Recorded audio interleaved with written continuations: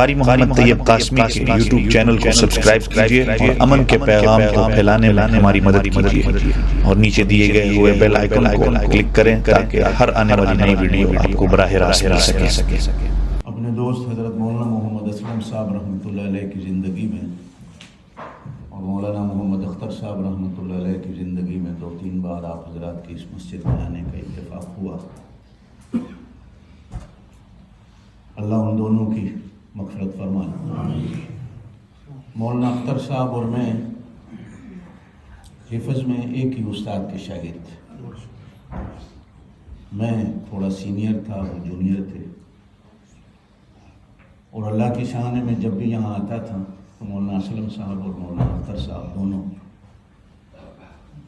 مجھ سے کہا کرتے تھے ہمیں قرآن سنا۔ طالب علموں میں بھی بٹھا کر، مسجد میں بٹھا کر قرآن سنا کرتے تھے۔ دونوں قرآن کے عاشق تھے، اللہ دونوں کی مغفرت فرمائے۔ آپ سے کو پوچھتا ہے کہ آپ لوگ نماز کیوں پڑھتے، یا آپ نے یہ مغرب کی نماز کیوں پڑھی؟ سب سے پہلا جواب تو یہ ہوتا ہے کہ ہمیں اللہ کا حکم، ہم سارے اس کے نوکر ہیں، اس کے بندے ہیں، اس کا دیا کھاتے ہیں، اس کا دیا پیتے ہیں، پھینکتے ہیں۔ وہ حکم دے کھڑے ہو جاؤ ہم کھڑے ہو جاتے ہیں، وہ حکم دے لیٹ جاؤ ہم لیٹ جاتے ہیں۔ اس نے حکم دیا کھڑے ہو جاؤ، کھڑے ہو۔ نمبر 2، جس نبی کا ہم نے کلمہ پڑھا ہے اس نبی نے ہمیں کہا کہ نماز میں میری آنکھوں کی ٹھنڈک ہے۔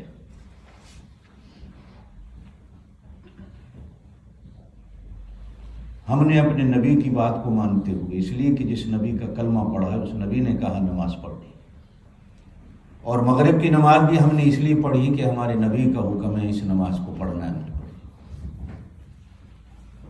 نبی پاک صلی اللہ علیہ وسلم پر معراج کی رات 5 نمازیں فرض ہوئیں۔ تا حیات آپ صلی اللہ علیہ وسلم کی پوری زندگی میں صرف ایک بار مغرب کی نماز قضا ہوئی، فجر کی نماز 2 بار قضا ہوئی، لیکن مغرب کی نماز پوری زندگی میں صرف ایک بار قضا ہوئی، اور قضا ہوئی بھی نہیں بلکہ جس نے نماز کا حکم دیا اس نے نماز قضا کرائی۔ غزوہ خندق میں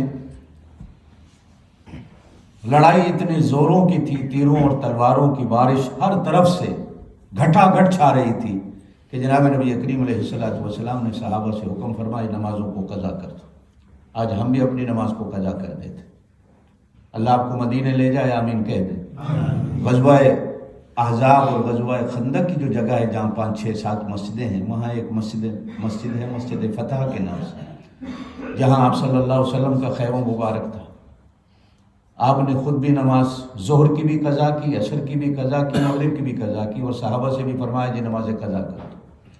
رات 12-1 بجے جا کر اللہ پاک نے فتح دی، تو اب آپ صلی اللہ علیہ وسلم نے فرمایا جہاں جہاں کھڑے ہو اپنی نمازوں کو قضا ادا کرو۔ صحابہ کرام جہاں جہاں کھڑے تھے انہوں نے اپنی نمازوں کو قضا فرمایا۔ تیسری چیز حدیث میں ملتی ہے کہ اس دھرتی پر مغرب کی نماز سب سے پہلے کس نے پڑھی اور یہ کیسے آئی؟ جب حضرت یعقوب علیہ السلام کی آنکھوں پر حضرت یوسف کی قمیص کو ڈالا گیا، آنکھوں کا نور لوٹا، آنے والے نے خوشخبری دی، تو حضرت یعقوب علیہ السلام نے سب سے پہلا سوال آنے والے سے پوچھا، حدیث میں آتا ہے بتاؤ کہ میرا یوسف کون سے دین پہ تھا؟ تو کہنے والے نے کہا کہ آپ کا یوسف اللہ کا پیغمبر بن چکا، اللہ کا نبی بن چکا ہے، اور وہ دین ابراہیمی پہ ہے۔ تو حضرت یعقوب علیہ السلام سجدے میں گر گئے کہ میرا بیٹا، میری اولاد اپنے دین پہ قائم ہے۔ پھر پوچھا کہ میرا یوسف کرتا کیا ہے؟ کہا کہ وہ مصر کا بادشاہ ہے، دوسرے سجدے میں گر گئے کہ نبوت کے ساتھ ساتھ اگر اللہ پاک شاہی دیتے، جس طرح بعد میں حضرت داؤد اور حضرت سلیمان علیہ السلام کو ملی، اور جناب نبی کریم علیہ السلام کو بھی اللہ نے کہا، تو آپ صلی اللہ علیہ وسلم نے ارشاد فرمایا، اللہ مجھے نبوت کے ساتھ ساتھ اپنا بندہ رہنے دے، مجھے شاہی کی ضرورت ہے، لیکن بندہ ہونے کے ساتھ ساتھ، نبوت دینے کے ساتھ ساتھ اللہ پاک نے جناب نبی کریم علیہ السلام کے پیروں کے نیچے ساری دنیا کو رکھ دیا۔ تو حضرت یعقوب علیہ السلام سجدے میں گر گئے کہ میرا یوسف وقت کا بادشاہ ہے، مصر کا بادشاہ ہے۔ پھر پوچھا کہ میرا یوسف تھا کیسا؟ تو آنے والے نے خوشخبری دی، صحت مند، تنو مند، بچپن کی طرح خوبصورت، جوانی بھی خوبصورت، شاہی بھی خوبصورت، ماشاءاللہ بہترین ہے۔ تیسرے سجدے میں گر گئے کہ شکر ہے کہ میرا یوسف صحیح سلامت۔ جناب نبی کریم علیہ السلام نے ارشاد فرمایا کہ یعقوب علیہ السلام کے کیے ہوئے وہ 3 سجدے میرے اللہ کو اتنے پسند آئے کہ میرے اللہ نے مجھے میری امت کے لیے اس وقت 3 رکعتیں دے دی کہ تمہارا بھی کچھ نہ کچھ تو تعلق یعقوب و یوسف سے ہونا چاہیے، اس لیے کہ ہم سارے باپ ہیں، ہم سب صاحب اولاد ہیں، جو نہیں ہے اللہ ان کو اولاد دے۔ پیغمبروں کی دعاؤں سے پتہ چلتا ہے کہ ہر پیغمبر نے اپنی اولاد کے لیے اللہ سے دعا مانگی،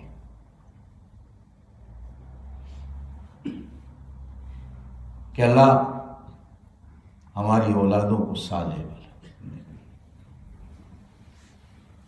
ابراہیم علیہ السلام کی دعا، حضرت زکریہ علیہ السلام کی دعا، یہ آپ سنتے ہی رہتے ہیں قرآن پاک کی آیات۔ اتنا بڑا اللہ کا گھر بنایا اللہ کے حکم سے ابراہیم علیہ السلام،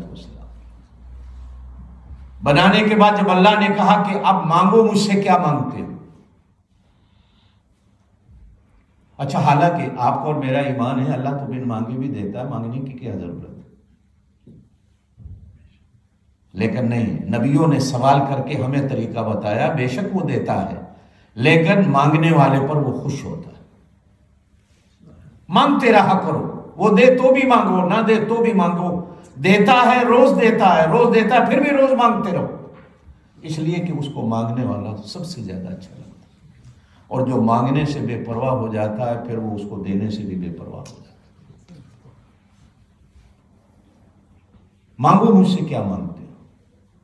فرمایا ربنا وجعلنا مسلمین لک ومن ذریتنا امۃ مسلمۃ لک۔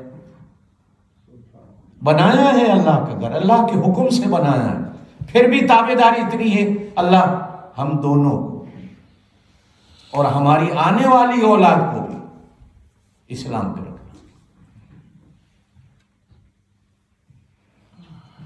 آپ اور میں جتنے ہیں ہم مومن بھی ہیں، کہو الحمدللہ، اور ہم مسلمان بھی ہیں، کہو الحمدللہ۔ یہ محرم میں جو یوں کرتے ہیں وہ اپنے آپ کو مومن کہلاتے ہیں، مسلمان نہیں کہلاتے۔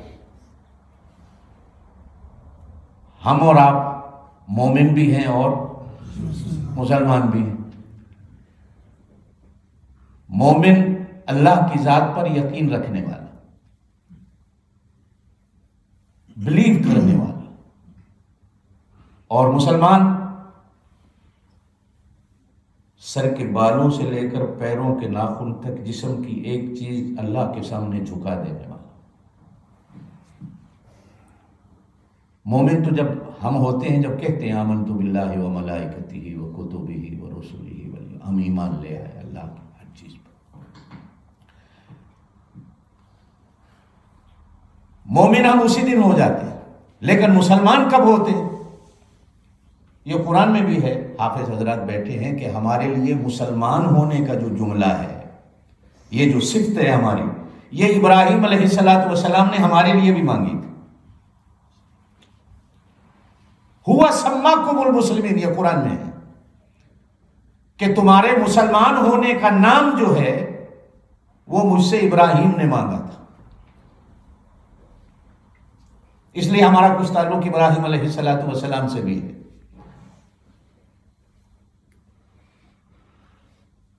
ربنا وجعلنا مسلمین لک ومن ذریتنا امۃ مسلمۃ. اور اگلے جو جملے دعا کے ہیں وہ آپ کے اور میرے لیے ہیں. وارنا مناسکنا، باوجود اس کے آپ نمازی ہیں سارے، الحمدللہ کہتے ہیں، پھر بھی دعا مانگا کرو اللہ ہمیں اور نماز سکھا دے. ہم میں سے کامل کس کی نماز ہے؟ وہ جن کی کامل نمازیں تھیں نا، وہ صحابہ کرام جنہوں نے نبی پاک کے پیچھے پڑھی، جن کو نمازیں خود نبی پاک نے سکھائیں. سکھانے والا بھی کامل تھا، سیکھنے والے بھی، زور سے کہیں، سکھانے والا بھی کامل تھا، سیکھنے والے بھی کامل. اب ہمارا سکھانے والا بھی کمزور، سیکھنے والے بھی کمزور. لیکن کبھی دعویٰ مت کرنا کہ میں سب کچھ سیکھ چکا. نماز پڑھنے کے بعد بھی دعا مانگا کرو اللہ اور سکھا دے. پتہ نہیں کیا کمزوری ہو، مجھے نہیں پتا. عالم بھی جب اپنے علم پہ ناز کرتا ہے تو خدا چھین لیتا ہے. عالم کی شان بھی یہی ہوتی ہے کہ علم کے بعد بھی کہتا رہے اللہ اس علم پر استقامت بھی دے اور آگے دے. اور اسی لیے کہا جاتا ہے کہ ماں کی گود سے لے کر قبر کی گود تک علم حاصل کرتے رہو. یہ علم کبھی ختم ہونے والا خزانہ نہیں ہے، اس لیے کہ یہ اللہ کا نور ہے، اللہ کا خزانہ، یہ کبھی ختم ہونے والا نہیں. وَأَرِنَا مَنَاسِكَنَا، ہمیں طریقے بھی سکھاتا رہے. اس گھر میں آنے کا طریقہ کیا ہے، اس کا طواف کرنے کا طریقہ کیا ہے، اس سے نکلنے کا طریقہ، سارے طریقے بھی ہم دونوں کو سکھاتا رہے. وَأَرِنَا مَنَاسِكَنَا، جمع کا صیغہ استعمال فرمائے. صرف اپنا نام نہیں لیا کہ مجھے سکھا دے، کہا ہم کو سکھا دے.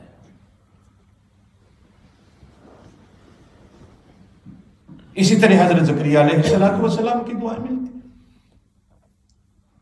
اولاد کے لیے دعا کرنا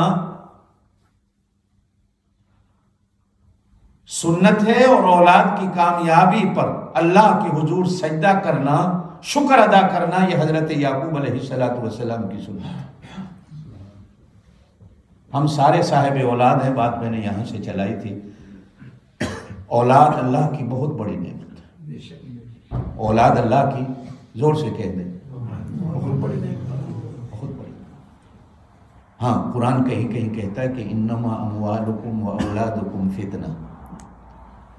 یہاں فتنے سے مراد فتنہ نہیں ہے، علماء نے، یہاں فتنے سے مراد ایک آزمائش ہے کہ کبھی کبھی اولاد آزمائش بن جاتی ہے. یہ قرآن پاک کے بعض ایسے الفاظ ہیں کہ جس کا معنی سیکھنے کے لیے علماء کی ضرورت پڑتی ہے. آپ اور میں کہیں کہ ہم گھر بیٹھے قرآن کا ترجمہ پڑھ کے قرآن سمجھ جائیں گے تو ناممکن. ایک آدمی ہمیشہ اکیلے نماز پڑھتا تھا. ایک دن اسے لوگوں نے کہا کہ بھائی جماعت سے نماز پڑھا کرو. وہ کہتا نہیں، اللہ نے قرآن میں کہا ہے اکیلے نماز پڑھو، میں جماعت سے کیوں پڑھوں.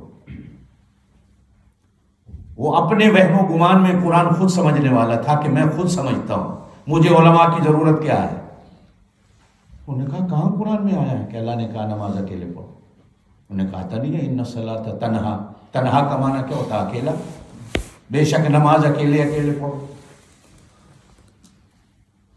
اب کسی نے اس کو سمجھایا کہ بے وقوف آدمی، یہ تنہا کا معنی اکیلا نہیں ہے، یہاں تنہا کا معنی روکنا ہے کہ بے شک نماز بے حیائی سے روکتی ہے. کس نے تمہیں یہ معنی سمجھا؟ خود سمجھا کہ نہیں خود سمجھا. یہی حال یہاں ہے کہ انما اموالکم و اولادکم فتنہ. آل اولاد، مال اولاد ایک آزمائش ہے. حدیث نبی پاک صلی اللہ علیہ وسلم نے ارشاد فرمایا مغرب کی نماز کے بعد اپنے بچوں کو گھر سے باہر نہیں نکالا کرو. یہ حدیث عرض کیا گیا یا رسول اللہ صلی اللہ علیہ وسلم، اس کی سبب اور اس کی وجہ. آپ صلی اللہ علیہ وسلم نے ارشاد فرمایا کہ سورج کے غروب ہونے کے بعد رات کے شیاطین جنات، نقصان دینے والی چیزیں اپنے اپنے بلوں اور گھروں سے نکل آتی ہیں اور وہ روڈوں اور سڑکوں پر گھومتی ہیں. کہیں ایسا نہ ہو کہ چلتے چلتے تمہیں یا تمہاری اولادوں کو اچک لے. معصوم بچوں پر جلدی ان کا حملہ ہو جاتا ہے. رات کو بچوں کو گھر سے مت نکالا کرو. یہ آپ صلی اللہ علیہ وسلم نے اولاد کی تربیت کے طریقے بتائے. آپ اور میں جس معاشرے میں، ہمارا معاشرہ بھی ایسا ہی ہے جہاں میں رہتا ہوں. حکیم الامت حضرت تھانوی رحمۃ اللہ علیہ نے ایک بات لکھی ہے، وہ کہہ کے میں آگے چلتا ہوں. کہا کہ اولاد کو حکم نہ دیا کرو یہ کام کرنا. تربیت پر بات ارشاد فرمائے. اس لیے کہ اگر حکم دو گے اولاد نے سامنے سے نہ کر دی، باپ کے حکم کے سامنے نہ کرنا سارے اعمال کو برباد کر دیتا. اس لیے کہ نبی پاک صلی اللہ علیہ وسلم نے ارشاد فرمایا والد کی رضا میں اللہ کی رضا ہوتی. رب راضی، باپ راضی تو رب راضی، باپ ناراض تو رب ناراض. والد کی رضا میں رب کی رضا ہے. حکم دو گے تو اولاد نہ کر دے،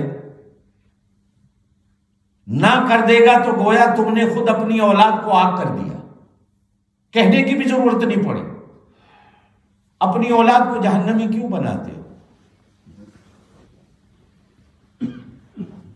اولاد کو بٹھا کر یوں کہا کرو کہ بیٹا کیا خیال ہے آپ کا، یہ کام نہ کر لیں، کر لیں تو کیسا ہے، نہ کریں تو مشورہ کر لیں. جب آپ اپنی اولاد کے سامنے مشورہ رکھیں گے تو اولاد کا سینہ چوڑا ہوگا کہ میرا ابا مجھ سے پوچھ رہا ہے، ابا جی میں آپ کی رضا میں راضی، کام بن جائے.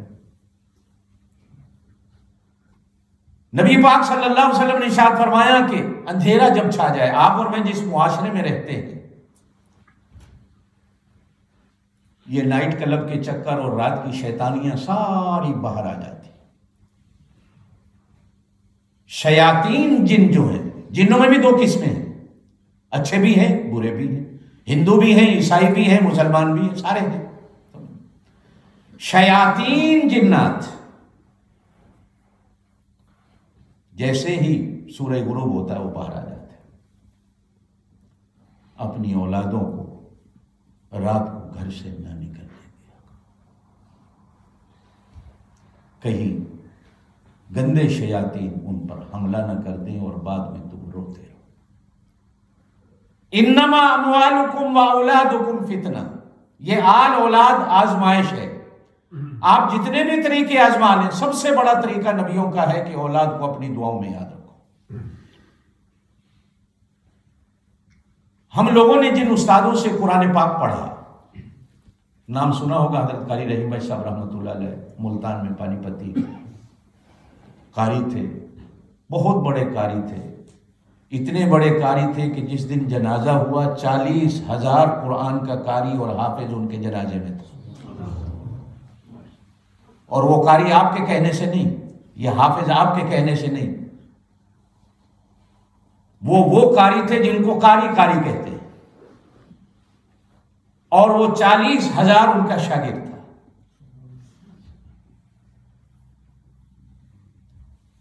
آج بھی مسجد نبوی میں حرم مکہ میں ان کے شاگرد بیٹھے ہوئے قرآن پڑھا رہے ہیں، عربوں کو قرآن پڑھا. شیخ سدیس کے استاد بھی پاکستانی قاری ہیں، پانی پتی قاری ہیں، حضرت قاری رحیم بھائی صاحب رحمۃ اللہ کے شاگرد. شیخ شریم کے استاد ہیں، وہ بھی پانی پتی قاری ہیں، وہ بھی حضرت قاری رحیم بھائی صاحب رحمۃ اللہ کے شاگرد.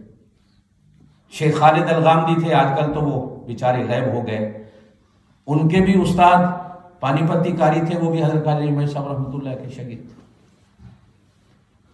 تو ایک دن مولانا خیر محمد صاحب جلندری رحمۃ اللہ علیہ، قاری حنیف صاحب جلندری کے دادا تھے، انہوں نے کہا حضرت اور بھی قرآ بچوں کو قرآن پڑھاتے ہیں اور بھی استاد پڑھاتے ہیں، یہ آپ کے پڑھانے میں اتنی برکت کیوں ہے کہ جو آپ سے پڑھ کے جاتا ہے وہ تا موت قرآن کو بھولتا نہیں، قرآن سے تعلق نہیں اس کا ختم ہوتا. تو فرمایا کرتے تھے کہ میں جب تہجد میں اللہ کے سامنے دعا مانگتا ہوں تو ایک ایک شاگرد کا نام لے کر اللہ سے دعا مانگتا ہوں. میں صرف پڑھاتا نہیں، یا صرف ان کو بندہ نہیں بناتا، قاری نہیں بناتا، میں ان کے لیے اللہ سے دعائیں مانگتا ہوں۔ ایک استاد بیٹھے ہیں، ایک لطیفے کی بات ہے، ہم جب پڑھتے تھے تو ایک طالب علم کو صبح نماز کے لیے ساتھی کو اٹھاتے، وہ اٹھتا نہیں تھا، وہ سامنے سے کہتا چلو چلو، اللہ قرآن میں کہتا ہے نماز کے نزدیک نہ جاؤ۔ قرآن میں ایک جگہ ہے یا ایھا الذین آمنوا، ایمان والو، لا تقربوا الصلاۃ، نماز کے نزدیک نہ جاؤ۔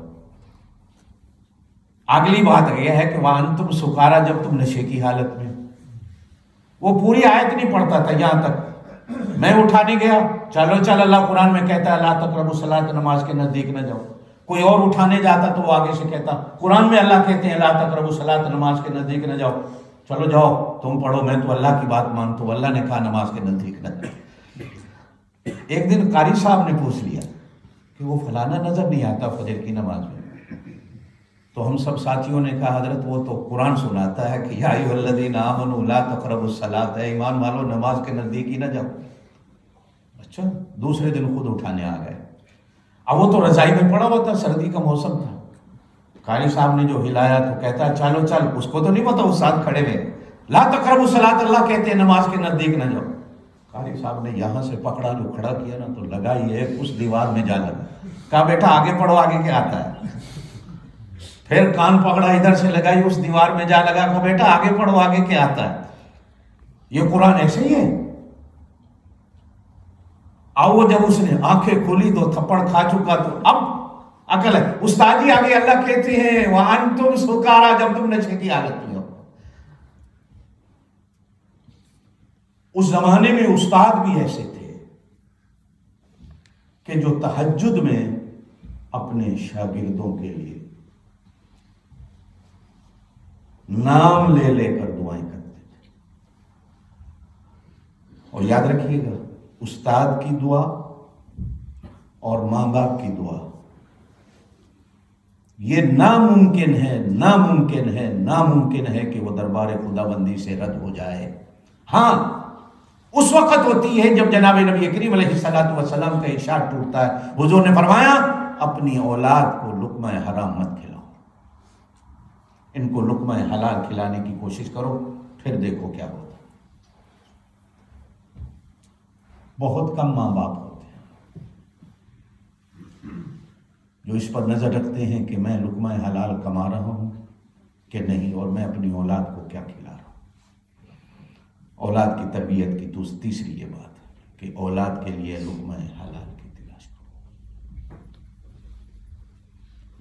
حدیث سنی ہوگی کہ نبی پاک صلی اللہ علیہ وسلم کے ساتھ مدینے کے بازار میں حضرت حسن تشریف لے گئے، کھجوروں کا ڈھیر لگا ہوا تھا، ایک ڈھیر سے کھجور اٹھائی حضرت حسن نے، اپنے منہ میں ڈالی، نبی پاک صلی اللہ علیہ وسلم نے فرمایا تھوک دو۔ تھوکنے میں مشکل ہونے لگی تو حضور نے اپنی خود انگلیاں ان کے منہ میں ڈال کر اس کو نکالا اور باہر پھینکوائی، کہا بیٹا یاد رکھنا یہ صدقے کی کھجور ہے اور میرے خاندان پر صدقہ حرام۔ ایک کھجور تھی، کیا ہوتا اگر وہ ایک کھجور بھی اندر چلی جاتی تو حسن حسن نہ بنتا؟ کیا خیال ہے آپ؟ نبی پاک صلی اللہ علیہ وسلم اتنی تربیت نہ کرتے تو حسن حسن کیسے بنتا؟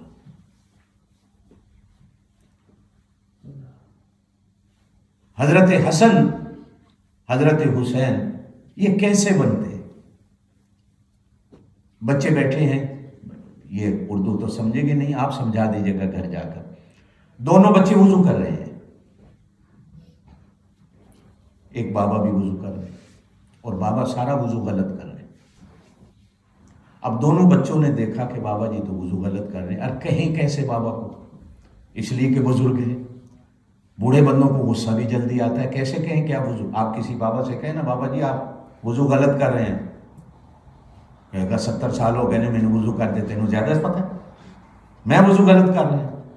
بابا جی سے کہو آپ نماز غلط کو مانے گا؟ نہیں مانے۔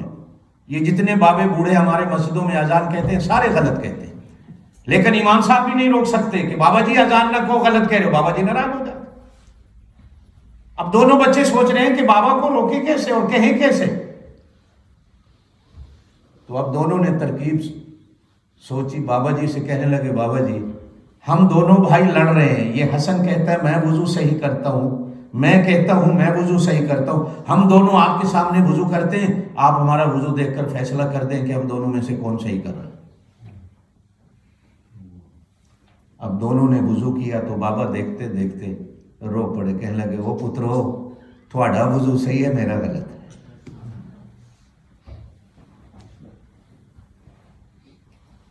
حضرت عدی بن حاتم رضی اللہ تعالیٰ یہ حاتم تائی کے بیٹے ہیں, اور حاتم تائی مسلمان نہیں تھا, کرسچن تھا. آج بھی اس کی مدینے سے کو 200 کلومیٹر کے فاصلے پر بستی ہے حاتم تائی کی, مقام طے اسے کہا جاتا ہے. وہ حضور پاک صلی اللہ علیہ وسلم سے پہلے ہوا. حضرت عدی کی بہن ایک غزوے میں قیدیہ ہو گئی. یہ جو مشہور واقعہ حضرت علی کا کہ ننگے سر بیٹھی تھی, حضور نے فرمایا علی اس بیٹی کے سر پہ چادر ڈال دو. تو حضرت علی نے کہا یا رسول اللہ یہ تو کافر کی بیٹی ہے. حضور نے فرمایا بیٹی بیٹی ہوتی ہے, چاہے کافر کی ہو چاہے مسلمان کی ہو, اس کے سر پہ چادر ڈال دو. اب جب وہ نبی پاک صلی اللہ علیہ وسلم کی خدمت میں حاضر ہوئی تو اس نے کہا میں حاتم تائی کی بیٹی ہوں. نبی پاک صلی اللہ علیہ وسلم نے فرمایا تیرا بھائی کہاں ہے؟ عرض کیا وہ تو بھاگ گیا. کہا جاؤ اپنے بھائی کو لے کے آؤ, جاؤ ہم نے تمہیں آزاد کر دیا. یہ عدی مدینے میں آئے, بہن لے کے آئی, مسلمان ہوئے, بچے تھے. اتنا بڑا صحابی بنا کہ ایک دن نبی پاک صلی اللہ علیہ وسلم نے ارشاد فرمایا عدی اگر میرے گھر میں کوئی بیٹی ہوتی میں تیرے نکاح میں دیتا. 4 بیٹیاں تھیں, میں نے 4 دے دی ہیں. 2 عثمان لے گیا, ایک علی لے گیا, ایک اور لے گیا. کوئی اور ہوتی تو میں تجھے نکاح میں دیتا. ایسا بچہ تھا. یہ حضرت عدی اور حضرت حسن حسین یہ مدینے میں دونوں بچے کھیل رہے تھے جیسے بچے کھیلتے ہیں. کھیلتے کھیلتے لڑائی ہو گئی. یہ کرکٹ کا بال اور بیٹ نہیں تھا, ہاکی نہیں تھی, فٹ بال نہیں تھا.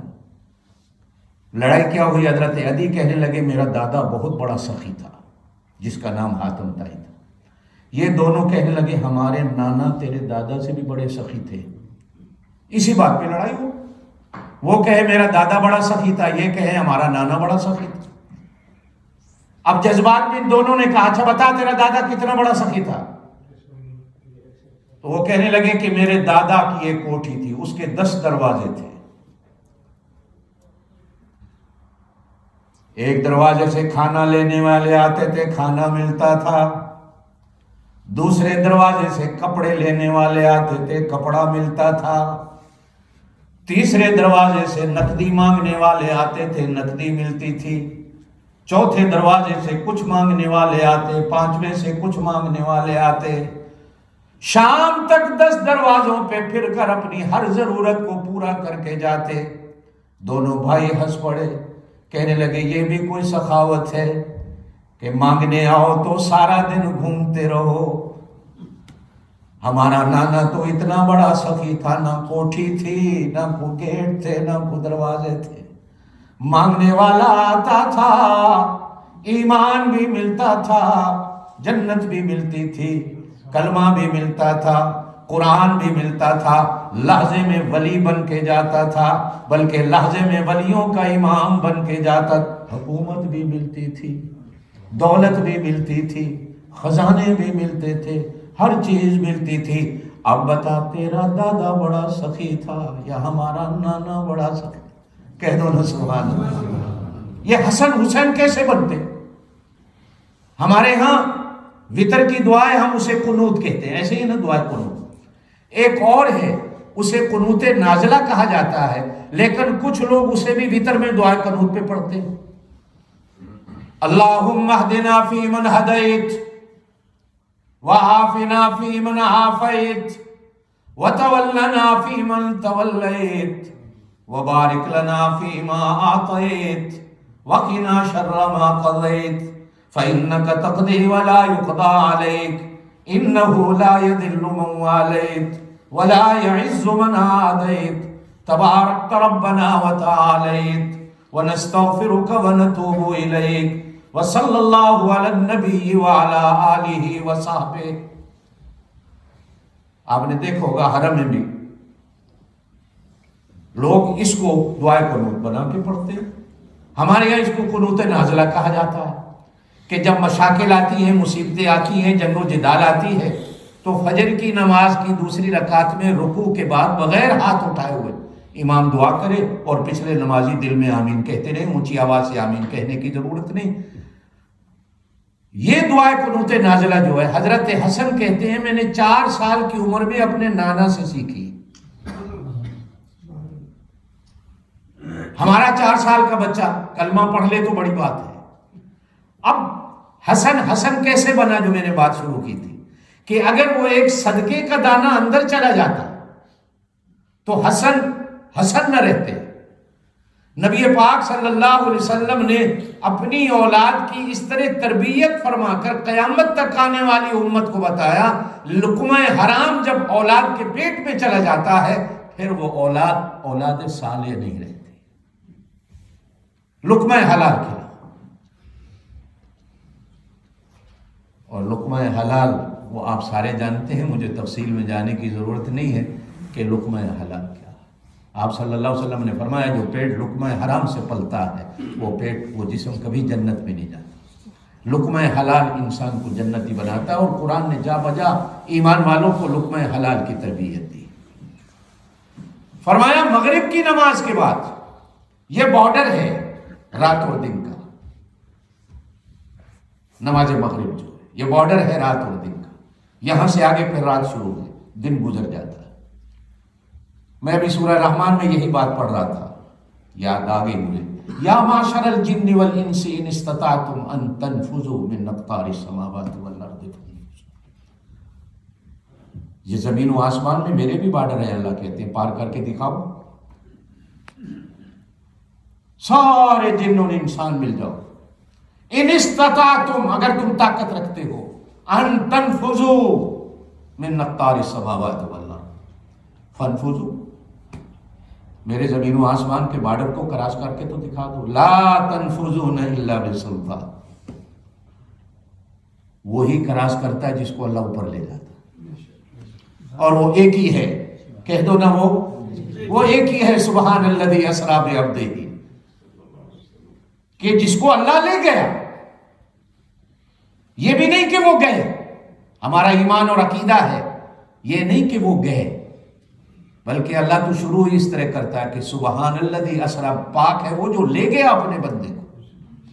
لے جانے والے میں طاقت ہے، کہو بے شک لے جانے والے میں طاقت ہے. آپ کراس کر کے دکھا دو. الا بسلطان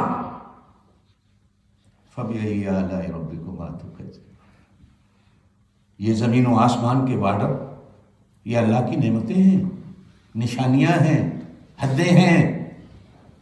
اللہ نے حد لگا دی ہے. یہ مغرب کی نماز دن اور رات کا ایک بارڈر. اس سے پہلے جو نماز گزری جس کو نماز عصر کہا جاتا ہے، قرآن نے کہا حافظوا علی الصلوات والصلاۃ الوسطی. ساری نمازوں کا خیال رکھو، خاص طور پر درمیانی نماز کا خیال رکھو. نبی پاک صلی اللہ علیہ وسلم نے ارشاد فرمایا جب بھی انتقال کے بعد کسی بھی مسلمان کو قبر میں رکھا جاتا ہے، قبر میں جب فرشتے آتے ہیں اسے اٹھا بٹھاتے ہیں تو نماز عصر کی پابندی کرنے والے کو قبر میں نظر آتا ہے، محسوس ہوتا ہے کہ سورج غروب ہونے والا ہے. وہ فرشتوں سے کہتا ہے میری بات سنو، مجھے پتا ہے آپ نے مجھ سے کچھ پوچھنا ہے. سورج غروب ہونے والا ہے، مجھے نماز پڑھنے دو. نماز پڑھ لیتے ہیں، اطمینان سے بیٹھ کر آپ کے سوالوں کا جواب دیں. وہ اتنا کہتے ہیں تو فرشتے 2 ہی ہوتے ہیں، وہ آپس میں کہتے ہیں یہ تو پہلے ہی پاس ہے، اس سے پوچھنا کیا ہے. 3 سوال ہیں، من ربوں کا، من نبیوں کا، ما دینوں کا. یہ اللہ کو رب مانتا ہے تو نماز کی فکر ہے. یہ نبی پاک صلی اللہ علیہ وسلم کو نبی مانتا ہے تو نماز کی فکر ہے. یہ اسلام کو اپنا دین و مذہب مانتا ہے تو اسے نماز کی فکر. پوچھنا کیا ہے. جب وہ اتنا کہتے ہیں تو فرشتے یہ کہہ کر چلے جاتے ہیں سو جا جس طرح دلہن سوتی ہے، ہم نے تیری قبر میں جنت کی ہوا کی کھڑکی کھول دی. اب ذہن میں سوال آتا ہے، آپ اور میں جن ملکوں میں رہتے ہیں کہ جی قبر تو اتنی سی ہوتی ہے، بندہ اٹھ کیسے بیٹھتا ہے، کیسے کھڑا ہو کے نماز پڑھتا ہو. کہہ دو اللہ کہتے ہیں کہہ دو اللہ کے لیے کوئی مشکل۔ حضور جب معراج کی رات جا رہے تھے، سواری گزری تو حضور نے فرمایا میں نے موسیٰ علیہ السلام کو اپنی قبر میں کھڑے نماز پڑھتے دیکھا۔ علماء بیٹھے، یہ حدیث ہے، میری سواری اوپر سے گزری تو میں نے دیکھا موسیٰ علیہ السلام اپنی قبر میں کھڑے نماز پڑھ رہے تھے۔ اللہ اگر حضرت موسیٰ علیہ السلام کو قبر میں کھڑا کر کے نماز پڑھنے کی توفیق دے سکتا ہے، آپ کو نہیں دے سکتا؟ اللہ اٹھا بٹھاتا ہے، اللہ اس کی قبر کو اتنا کھول دیتے ہیں، اس میں بیٹھنے کی اور کھڑے ہونے کی کیا تکلیف ہوئی؟ یہ اس سے پہلے وہ نماز گزرتی ہے جس کے بارے میں اللہ کہتے ہیں واللہ سے مجھے وقت عصر کی قسم، یہ پڑوسی ہے اس نماز کی۔ اور پھر اس سے اگلی نماز جس کو نماز عشاء کہا جاتا ہے، جناب نبی کریم علیہ السلام پر بے شک معراج کی رات 5 نمازیں فرض ہوئی، آپ سنتے رہتے ہیں، لیکن ابتدائی زمانہ نبوت میں حضور پاک صلی اللہ علیہ وسلم پر 2 نمازیں ضروری قرار دے دی گئی تھی، ایک فجر کی اور ایک عشاء کی، یہ آپ پڑھتے تھے۔ اور نبی پاک صلی اللہ علیہ وسلم کے ساتھ سب سے پہلی نماز پڑھنے والی حضرت خدیجۃ الکبریٰ اور حضرت زینب ہیں جو حضور کی بڑی بیٹی، گھر میں آ کر آپ اب بھی اللہ آپ کو مکے لے جائے آمین کہہ دیں، مقام ابراہیم سے آگے کعبے کے ساتھ لگیں تو آج بھی وہاں ایک پتھر ہے جس کا رنگ الگ ہے، جس کے بارے میں کہا جاتا ہے کہ یہاں پہلے دن آ کر جبرائیل امین نے حضور کو نماز کا طریقہ بتایا تھا، وضو کر کے دکھایا اور نماز پڑھ کے دکھائی اس طرح کرنی ہے، اور حضور پاک صلی اللہ علیہ وسلم کو 2 نمازیں اس وقت دی گئی تھیں، اور وہ نمازیں تھیں ایسی ہی، نماز میں کھا بھی لو، نماز میں چل بھی لو، نماز میں سلام کا جواب بھی دے لو، نماز میں یوں بھی کرتے رہو، وہ نمازیں تھیں ایسی۔ لیکن جب نمازیں فرض ہوئی، وہ معراج کی رات ہوئی، پھر طریقے بدلتے رہے، طریقے بدلتے رہے۔ جب دین مکمل ہو گیا میدان عرفات میں تو سوال یہ ہے کہ حضور نے پھر نماز کیسے پڑھی؟ میں اگر اس تفصیل میں جاؤں گا تو بات میری لمبی ہو جائے گی۔ لوگ ہمیں کہتے ہیں تمہاری نماز کیا ہے، ہم کہتے ہیں کہ حضور پاک صلی اللہ علیہ وسلم پر جب دین مکمل ہوا اس کے بعد نماز کیسے ہوئی؟ پہلے تو نماز کے طریقے بدلتے رہے، نماز میں لوگ تھوک بھی ڈالا تھے۔ ایک صحابی اس وقت مسلمان ہوتا ہے، مثال کے طور پر آپ صلی اللہ علیہ وسلم اسے یمن بھیجتے ہیں، جاؤ وہاں تبلیغ کرو، اور وہ یمن میں نماز ایسے ہی پڑھتا ہے، اور وہ لوگوں سے کہتا ہے اللہ کی قسم نبی پاک ایسے ہی نماز پڑھتے تھے۔ وہ سچا کہ جھوٹا؟ سچا نا، وہ تو ایسے سیکھ کے گیا تھا، بعد میں اسے مدینے آنے کا، مکے آنے کا موقع ہی نہیں ملا، وہ وہیں فوت ہو گیا۔ اس نے تو لوگوں کو نماز ایسے ہی سکھائی کہ ایسے پڑھنی ہو، اللہ کی قسم حضور ایسے پڑھتے تھے، سچا ہے۔ لیکن سوال یہ ہے کہ جب کہا گیا الیوم اکملت لکم دینکم، آج کے دن تمہارا دین پورا کر دیا گیا، نہ کوئی چیز دین سے نکل سکتی ہے، نہ کوئی نئی چیز آ سکتی ہے، سوال یہ ہے کہ اس کے بعد حضور نے نماز کیسے پڑھی؟ میرے دوستو،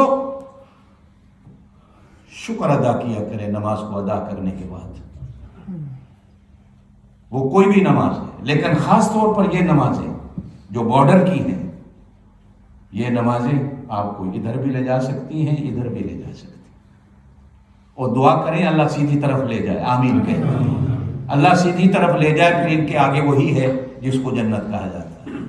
میرے دوستو، اللہ پاک قبول فرمائے۔ اذان کا ٹائم ہو گیا، بس 1 منٹ میں اپنی بات ختم کرتا ہوں۔ جی،